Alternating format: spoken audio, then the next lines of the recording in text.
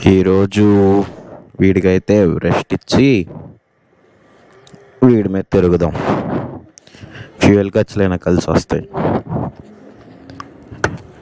మొన్నే తీసుకున్నా రీసెంట్గా. దీని ఫుల్ వీడియో రివ్యూ కూడా నెక్స్ట్ అప్లోడ్ చేస్తా. అటు వీడియో స్టార్ట్ చేశాను కానీ నాకు తెలిసి వీడియో టైటిల్ చూసినా తమ్నైల్ చూసినా అర్థమైపోయి ఉంటుంది మీకు ఈ పాటికి. ఈరోజు మనం వచ్చేసి 2025 KTM డ్యూక్ 160 రివ్యూ చేయడానికి వెళ్తున్నాం. పర్ఫార్మెన్స్, కంఫర్ట్ ఎలా ఉంది ఏంటి మొత్తం చెప్తా. చూద్దాం ఆ బైక్ ఎలా అనిపిస్తుంది ఏంటో. నాకు తెలిసి నాది వచ్చేసి KTM డ్యూక్ 200 BS3 2016 మోడల్. అప్పటి నుంచి ఇప్పటిదాకా బైక్ అయితే చాలా బాగుంది. KTM engines are more reliable అని చెప్పుకోవచ్చు. ఎందుకంటే వెరీ పాకెట్ ఫ్రెండ్లీ అనుకోవచ్చు. అంటే NS 200తో పోలిస్తే కొద్ది ఖర్చు ఎక్కువ ఉండిద్ది, కానీ ఆ ఖర్చుకు తగ్గట్టు పర్ఫార్మెన్స్, ప్లెజర్, రైడింగ్ ప్లెజర్ ఇలాంటి కొన్ని థింగ్స్ ఉంటాయి కదా, అవన్నీ అయితే బాగుంది. ఇప్పుడు దాకా ఎక్కువలో ఉన్నాం, కొద్దిగా మోడ్ మార్చి ఇది సోనిక్. మరీ లేట్ అయిపోతుంది.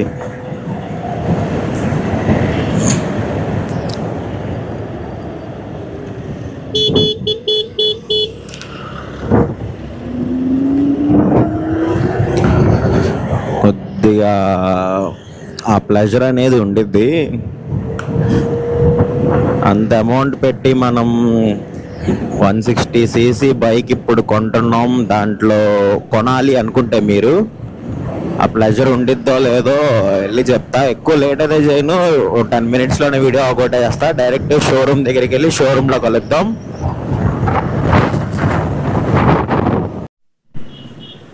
మనమైతే ఇప్పుడు గురునానక్ కాలనీ మనమైతే ఇప్పుడు లయల కాలేజ్ దగ్గర ఉన్న KTM షోరూమ్ దగ్గరికి వచ్చాం. ఇక్కడ 160 తీసుకొని టెస్ట్ డ్రైవ్ చేద్దాం. చూసుకోవచ్చు, ఇదైతే మనకి ఆరెంజ్ కలర్ డ్యూక్ 160 KTM. ఇది వచ్చి సిల్వర్ కలర్. ఇదైతే కొత్త కలర్, చూడడానికి చాలా బాగుంది. బ్లాక్ అండ్ సిల్వర్ కలర్లో బ్యాక్ ఫినిష్ కూడా. నెక్స్ట్ ఇది చెప్పుకోవాలనుకుంటే ఇది వచ్చేసి 200, ఇదేమో 160. చూసుకోవచ్చు, పెద్ద వేరియేషన్ ఏమీ లేదు. వేరియేషన్ ఏమైనా ఉంది అంటే ఈ డిస్ప్లే ఒకటి తెలిసిద్ది. నెక్స్ట్ ఏమో దీనికి మనకి WPX apex USD upside down forks వస్తాయి. దీనికి వచ్చేసి నార్మల్ అప్సైడ్ డౌన్ ఫోక్స్ వస్తాయి. అంతకుమించి పెద్ద వేరియేషన్ కూడా లేదు. ఇది అయితే పెద్ద వేరియేషన్ వీడియో కాదు. వేరియేషన్ వీడియో కావాలి అనుకుంటే డ్యూక్ 160 వర్సెస్ 200 నెక్స్ట్ చేస్తాను. ఇప్పుడైతే ప్రజెంట్ మనం దీని డ్రైవ్ రివ్యూ చేద్దాం, ఎలా అనిపిస్తుంది ఏంటి అని చెప్పి. చూసుకోవచ్చు, ఇదైతే ఫుల్ ఫ్రంట్ వ్యూ చూసుకోవచ్చు. సేమ్ మనకు అదే బ్రిక్ LED లైట్ ఇస్తాడు కదా, సేమ్ అదే మనకి. వన్స్ అపాన్ ఏ టైం ఇది ఓన్లీ 390కి వచ్చేది, ఇప్పుడైతే 200కి ఇదే ఇస్తున్నారు. మనకి 160కి కూడా ఇదే ఇస్తున్నారు. మంచి లుక్ అనేది ఎన్హాన్స్ చేస్తుంది ఫ్రంట్ నుంచి చూడడానికి.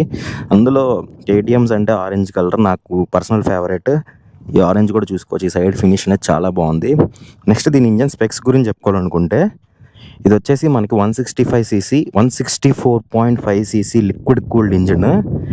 One of the most powerful engines అని చెప్పి చెప్పుకోవచ్చు. ఎందుకంటే ఈ సెగ్మెంట్లో ఈ పవర్, ఈ టార్క్ అనేది ఏ వెహికల్కి లేదు. అంటే దీని కాంపిటీటర్ MT ఉంది, కానీ MT కన్నా సరే దీనికి 1 Nm పవర్ అనేది ఎక్కువ ఉంది. 19 bhp and 15.5 Nm torque produce చేస్తుంది. ఇదైతే సిల్వర్ కలర్. చూసుకోవచ్చు, చూడడానికి అయితే చాలా బాగుంది. నెక్స్ట్ మనం చెప్పుకోవాలి అనుకుంటే ఇదైతే మనకి ఫ్రంట్ సైడ్ నుంచి మొదలు పెడదాం. ఫ్రంట్ సైడ్ నుంచి చెప్పుకోవాలనుకుంటే ఇదైతే మనకి ట్యూబ్లెస్ టైర్స్తోనే రావడం జరుగుతుంది. ఏదైతే మనకి డ్యూక్ 200లో అలాయ్ వీల్స్ రావడం జరుగుతుందో సేమ్ అదే అలాయ్ వీల్స్తో రావడం జరుగుతుంది. అలాగే మనం ఈ సెక్షన్ గురించి చెప్పుకోవాలనుకుంటే ఇది 17 ఇంచ్ రేడియల్ టైర్. అదే రేడియల్ టైర్ కాదు, ఫ్రంట్ అయితే నార్మల్ టైర్తో రావడం జరుగుతుంది. అదే మనం రేర్ గురించి చెప్పుకోవాలనుకుంటే రేర్ వచ్చేసి మనకి రేడియల్ టైర్ రావడం జరుగుతుంది. నెక్స్ట్ మనం బైక్లో వచ్చే ప్రతి లైట్ కూడా LEDస్ రావడం జరుగుతుంది. నెక్స్ట్ మనకి వేరే డ్యూక్ 200లో మనకి సస్పెన్షన్ సెటప్ అనేది WP అపెక్స్ వస్తుంది, కానీ దీంట్లో మనకైతే నార్మల్దే రావడం జరుగుతుంది. అంటే అప్సైడ్ డౌన్ ఫోక్స్ వస్తున్నాయి, కాకపోతే నార్మల్ వస్తుంది. అదైతే WP అపెక్స్ వస్తుంది, కానీ ప్రైస్ వేరియేషన్ ఉంది కదా, కాస్ట్ కటింగ్ అని చెప్పుకోవచ్చు. నెక్స్ట్ మనం ఈ చాసీ గురించి చెప్పుకోవాలనుకుంటే ఈ చాసీ వచ్చేసి సేమ్ మనకి ఏదైతే డ్యూక్ 200లో ఉందో సేమ్ అదే చాసీ, జస్ట్ ఇంజన్ మాత్రం మారడం జరుగుతుంది. ఈ సీటింగ్ కంఫర్ట్ కానీ ట్యాంక్ కానీ మొత్తం అంతా సేమ్. నెక్స్ట్ మనం చెప్పుకోవాలి అనుకుంటే ఈ ట్యాంక్ కెపాసిటీ వచ్చేసి 10 లీటర్స్ పడుతుంది. నెక్స్ట్ మనం ఈ ట్యాంక్లో గురించి చెప్పుకోవాలనుకుంటే E20 కనపడుతుందా మీకు? E20 మనం రీసెంట్గా మనం గవర్నమెంట్ E20 పెట్రోల్ అనేది నార్మలైజ్ చేయడం జరుగుతుంది. అలాగే ఈ బైక్ కూడా మనకి E20కి సపోర్ట్ చేస్తుంది కాబట్టి బెస్ట్ అని చెప్పి మనం అనుకోవచ్చు. మైలేజ్ పరంగా చూసుకోవాలనుకున్నా సరే అరౌండ్ 40, 42, 43 అలా రావచ్చు. నేను 2016 నుంచి వాడుతున్నా డ్యూక్ 200. నాది BS3. నాకైతే హైవేస్లో ఆబ్వియస్లీ 41, 42, 200లోనే చూసా. ఇదైతే 160cc కదా. కాకపోతే ఎప్పుడైతే మనకి BS6 phase 2 ఇంజన్స్ వచ్చినాయో ఆ phase 2 ఇంజన్స్లో మనకి పవర్ తగ్గించడం, పవర్తో పాటు మైలేజ్ తగ్గించడం ఏంటంటే కంపెనీస్ ఎలా తయారైపోయినాయి అంటే మన గవర్నమెంట్స్ పెట్టే రూల్స్కి ఏం చేయాలో అర్థం కాక, అంటే ఆ నామ్స్ ఉంటాయి కదా, ఆ నామ్స్ని ఫుల్ఫిల్ చేయడానికి వీళ్ళు ఇంజన్ యొక్క పవర్ని అలాగే మనకి మైలేజ్ని డిక్రీస్ చేయడం జరుగుతుంది. అదే మనం పాత వెహికల్స్ చూసుకుంటే మనకైతే చాలా బెస్ట్ మైలేజ్ ఉంటుంది, పవర్ ఉంటుంది, అన్ని విధాలుగా బాగుంటుంది. ఈ చాసీ మొత్తం అంతా కూడా డ్యూక్ 200 రావడం జరుగుతుంది, ఈ ఒక్క బ్యాడ్జింగ్ తప్ప. తీసుకోవాలి అనుకున్న వాళ్ళకి ఇదైతే చాలా బెస్ట్. నెక్స్ట్ మనం రేర్ గురించి చెప్పుకోవాలనుకుంటే మనకి రేర్ వచ్చేసి మనకి రేడియల్ టైర్తో రావడం జరుగుతుంది. రేడియల్ టైర్లో ఇదేంటంటే మనకి డ్యూక్ 200లో వచ్చే అలాగే సేమ్ అలాయ్ మనకి 19 ఇంచ్ రావడం జరుగుతుంది. కాకపోతే మనకి దాంట్లో 150/60 టైర్ వస్తుంది. ఇందులో మనకైతే 140 అందులో 150 వస్తుంది, ఇందులో 140 వస్తుంది. అంతకుమించి పెద్ద తేడా అయితే ఉండదు. తీసుకోవాలి అనుకున్న వాళ్ళకి ఇదైతే చాలా బెస్ట్ అని చెప్పుకోవచ్చు. ఎందుకంటే మనకి సెగ్మెంట్లోనే మోస్ట్ పవర్ఫుల్ ఇంజన్ ఉంటుంది. అలాగే మనం KTM గురించి చెప్పుకోవాల్సిన పని లేదు. ఫిట్ అండ్ ఫినిష్ అనేది చాలా బాగుంటుంది. మనకి ఒక 4-5 ఇయర్స్ వరకు అసలు మనం సర్వీసులు చేయించుకొని తిరిగేచ్చు. షోరూముల చుట్టూ ఇది బాగాలేదు, అది బాగాలేదు, షోరూమ్ నుంచి ఈ బాగాలేదు, అవి బాగాలేదు అని చెప్పుకోవడానికి అసలు ఏముండదు. Obviously KTMs are meant for reliability. ఆ ఇంజన్స్ అనేవి చాలా రిలయబుల్గా ఉంటుంది. ఎందుకంటే నేను యాజ్ ఎ ఓనర్గా చెప్తున్నాను, నాది అరౌండ్ 1,10,000, 1,20,000 తిరిగింది. నాకైతే మొత్తం హ్యాపీసే. నెక్స్ట్ మనం దీని డ్రైవ్ రివ్యూ గురించి చెప్పుకోవాలి అనుకుంటే డ్రైవ్ రివ్యూ కూడా చెప్తాను. అలాగే మనం సైలెన్సర్ గురించి చెప్పుకోవాలనుకుంటే ఇదైతే అండర్బెర్రీ రావడం జరిగింది. నెక్స్ట్ మనం గ్రాబ్ ఫుట్ రెస్ట్ చూసుకోవచ్చు. సేమ్ ఇవన్నీ సేమ్ మనకి డ్యూక్ 200కి ఎలా వస్తాయి అది సేమ్ అలాగే రావడం జరుగుతుంది. అప్పటి నుంచి ఇప్పుడు దాకైతే ఏం చేంజెస్ లేవు. అలాగే మనం రేర్ సస్పెన్షన్ గురించి చెప్పుకోవాలనుకుంటే రేర్ సస్పెన్షన్ వచ్చేసి మనకి మోనోషాక్ ఇవ్వడం జరుగుతుంది. ఇదే మనకి 160cc లిక్విడ్ కూల్డ్ ఇంజన్. ఇదైతే చూడడానికైతే సేమ్ డ్యూక్ 200 లాగే ఉంది. అదే ఇంజన్ దగ్గర చూసే తప్పితే ఎవరికి ఏమీ అర్థం కాదు. ఇది డ్యూక్ 160 200 అని వేరియేషన్ అసలు ఎవరికి అర్థం కాదు. నెక్స్ట్ మనం సీట్ లాక్ చేంజ్ చేసుకోవడానికి ఇక్కడ ఇచ్చాడు, మీరు చూసుకోవచ్చు. నెక్స్ట్ చెప్పుకోవాలి అనుకుంటే హార్న్ ఎలా ఉందో వింద్రో ఒకసారి. Same ditto. నెక్స్ట్ మనం దీని గురించి చెప్పుకోవాలి అనుకుంటే సీటింగ్ కంఫర్ట్ గురించి చెప్పుకోవాలనుకుంటే సేమ్ మనకి అదే monoshock chassis, monoshock suspension, front up side down, దాని తర్వాత ఈ చాసీ కూడా సేమ్ డ్యూక్ 200 కాబట్టి సేమ్ ఇదే పోస్చర్ మనకైతే. నెక్స్ట్ మనం బటన్స్ గురించి చెప్పుకోవాలనుకుంటే ఇది మొత్తం కంట్రోల్ చేసుకోవడానికి సైడ్ లైట్స్ ఆన్ ఆఫ్కి ఇక్కడ, దాంతోపాటు ఈ మీటర్ని కంట్రోల్ చేసుకోవడానికి ట్రిప్ అడ్జస్ట్ చేసుకోవడానికి అయితే బటన్స్ ఇచ్చాడు. ఈ బటన్స్ కూడా చూడడానికి చాలా ప్రీమియంగా ఉంది.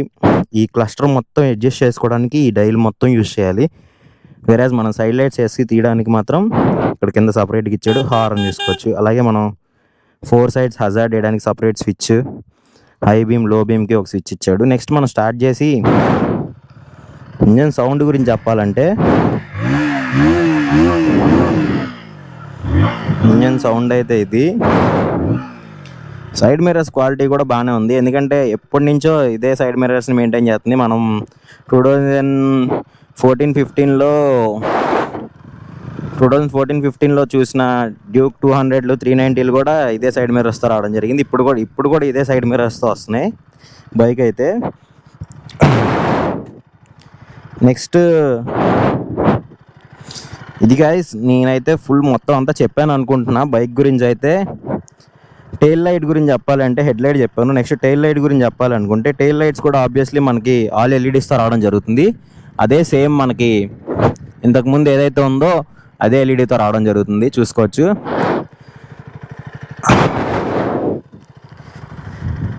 ఇది ఒకసారి ఎగ్జాస్ట్ సౌండ్ కూడా కరెక్ట్గా విందురు, మైక్లో రికార్డ్ అయింది.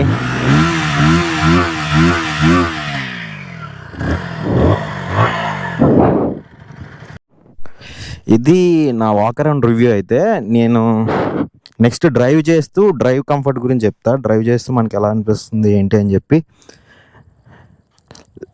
లేట్ చేయకుండా డ్రైవ్ రివ్యూలోకి వెళ్దాం. ఇది పోస్చర్. నా హైట్ వచ్చేసి 5'11", చూసుకోవచ్చు. నాకైతే 2 కాళ్ళు కూడా ఫుల్ ఫ్లాట్ బాటమ్ కిందకి అందుతున్నాయి. సీటింగ్ కంఫర్ట్ గురించి చెప్పుకోవాలనుకుంటే సేమ్ డ్యూక్ 200 ఏదో ఉందో అదే పోస్చర్.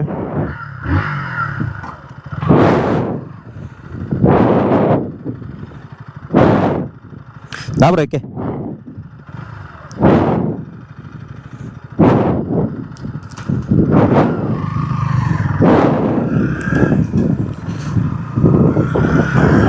వెనక పిలియన్తో రైడ్ చేస్తున్నా నేను. పవర్ అయితే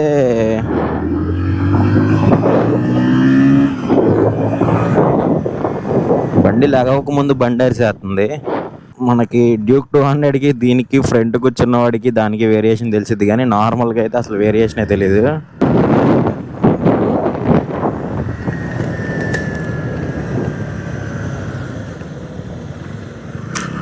ఆబ్వియస్లీ ఆడుకోవడానికి బాగుంటాయి ఈ బైక్స్ అన్నీ, కానీ 200 కన్నా పవర్ అయితే తక్కువ ఉంది, అది తెలుస్తుంది ఈజీగా. ఈ R15 MT-15కి అయితే గట్టి పోటీ వచ్చింది, పక్కా చెప్పగలను. ఇందులో మీటర్ కనబడట్లేదు కాబట్టి మీకు తెలియట్లేదు, కానీ నేనైతే అరౌండ్ 90-80 కిలోమీటర్ స్పీడ్లో ఉండుంటా.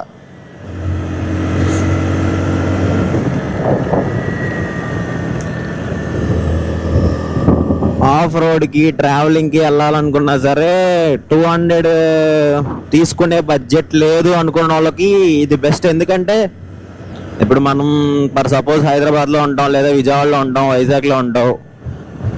మన రోడ్ కండిషన్స్కి మనం ఎప్పుడు సిటీలోనే తిరిగాం కదా, ఆబ్వియస్లీ మనకి బైక్స్ అంటే ఎమోషన్ ఉంటుంది. ఆబ్వియస్లీ కేటీఎం కొనడానికి వచ్చారు అంటే కేటీఎం అంటే ఆబ్వియస్లీ మనం ఒక బ్రాండ్లా చూస్తాం కాబట్టి కొని ఇంట్లో తిరగడానికి, లేదు మన ఆఫీస్కి వెళ్ళి రావడానికి డైలీ కమ్యూటింగ్ కూడా చాలా బాగుంటుంది వెహికల్.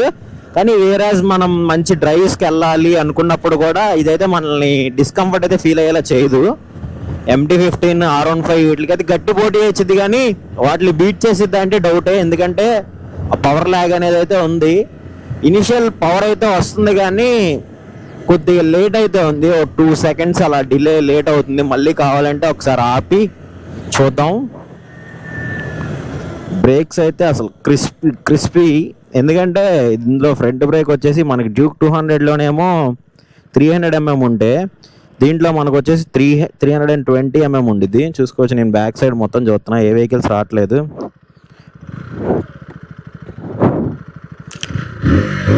రివింగ్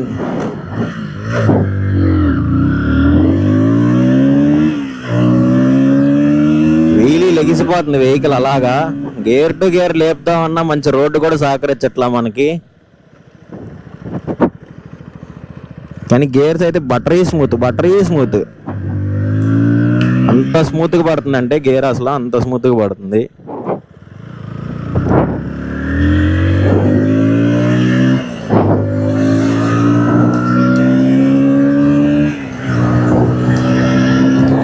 ఈజీగా అందుకుంటుంది, కానీ ఫస్ట్ 1-2 గేర్స్లో మాత్రం మనకైతే అనిపించట్లేదు. కానీ తర్వాత మాత్రం ఇదైతే ఒక 160cc వెహికల్లో అయితే అనిపించట్లా. అంటే మంచి పుల్ అయితే ఉంది వెహికల్లో.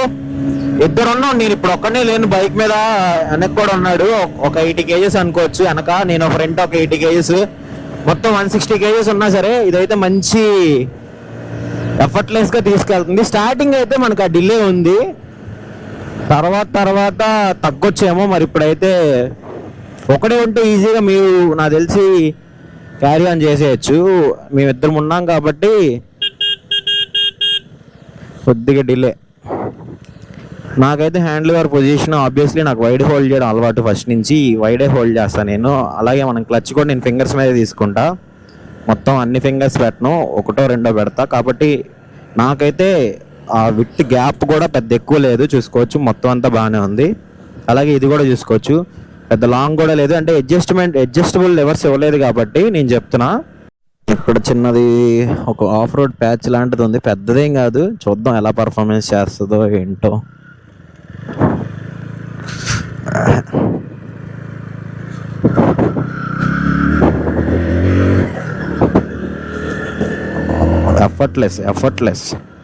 ఎఫర్ట్లెస్గా వెళ్ళిపోతుంది. కానీ ఆ బంప్స్ అనేవి తెలుస్తున్నాయి. నేనేం స్లోగా వెళ్ళట్లా, ఈ స్పీడ్లో కూడా మంచి ఫాస్ట్గానే వెళ్తున్నా.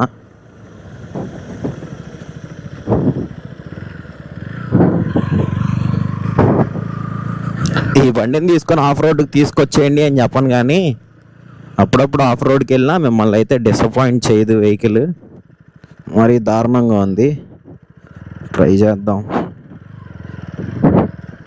స్లడ్జ్ ఇది మొత్తం, రీసెంట్గా వానలు పడ్డాయిగా.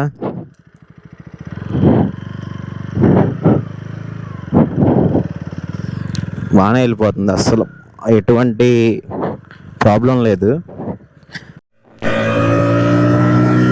ఇది గైస్ నా రివ్యూ ఈ బైక్ గురించి. అయితే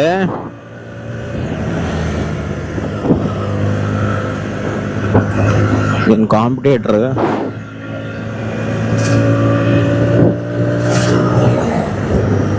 నేను కేటీఎంకి ఒక ఫ్యాన్ బాయ్ అనుకోవచ్చు. నాకు అందులో ఏ ప్రోడక్ట్ వచ్చినా ఆబ్వియస్లీ నాకు నచ్చుతూనే ఉంటుంది.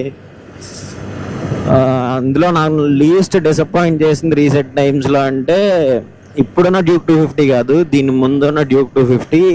అది నేను యాక్చువల్గా పర్చేస్ చేద్దాం అనుకున్నా కూడా, కానీ నన్ను అది డిసప్పాయింట్ చేసింది. పవర్ వైజ్ కాదు, కాకపోతే గ్రౌండ్ క్లియరెన్స్ వైజ్. కాకపోతే దీనికి ఆ బాధ కూడా లేదు, గ్రౌండ్ క్లియరెన్స్ కూడా ఆరామ్సే చాలా బాగా ఇచ్చాడు. ఒకవేళ మనం లే లడాక్ వేసుకెళ్ళిపోమని చెప్పను, కానీ అట్లీస్ట్ అరకు అలాంటి వాటికి వెళ్ళాలనుకున్నా ఎట్లా లేదన్న ఆరామ్సే వెళ్ళిపోవచ్చు. మన హైవేస్ అలాగే 80-100కి అంతకు మించి పనికిరావు. బైక్స్ అయితే ఇంకా తక్కువే. దీనికి 120కి లిమిటర్ ఉంది వెహికల్కి, మనకి 80-100 హైవే ఎక్కినా మోర్ దెన్ ఎనఫ్. ఇది గైస్ నా రివ్యూ అయితే ఈ బైక్స్ గురించి. మీరు కనుక కేటీఎం బైక్స్ ఏమైనా కొనాలి అనుకుంటే please visit Vijayawada opposite Tata షోరూంలో ఉంటుంది ఇది. అంటే మన న్యూ గవర్నమెంట్ హాస్పిటల్ దగ్గర. వీళ్ళైతే మనకి బెస్ట్ డీల్స్ ఇస్తారు. కింద వాళ్ళ నెంబర్ ప్రొవైడ్ చేస్తాను. మీకు ఏ క్వారీస్ ఉన్నా సరే, ఏ డౌట్స్ ఉన్నా సరే వచ్చి వాళ్ళకి కాల్ చేయండి. లేదు మీరు ఫస్ట్ నేను చెప్పి నమ్మడం కాకుండా ఫస్ట్ మీరు వచ్చి టెస్ట్ డ్రైవ్ వెహికల్ తీసుకొని వెహికల్ మీరు టెస్ట్ డ్రైవ్ చేసిన తర్వాత మీకు ఎలా అనిపిస్తుంది ఏంటి అని చెప్పి మీ కంఫర్ట్ మీరు చూసుకున్న దాని తర్వాతే బైక్ని పర్చేస్ చేయండి. ఇండివిజువల్గా నాలాగే చాలామంది చెప్తూ ఉంటారు, అవన్నీ చూసి అయితే వెళ్ళిపోమాకండి. ఇది నా వీడియో అయితే. ఒకవేళ మీకు కనుక ఈ వీడియో ఇన్ఫర్మేటివ్గా అనిపిస్తే లైక్ చేసి షేర్ చేయడం మాత్రం మర్చిపోమాకండి. And please don't forget to subscribe. Thanks for watching.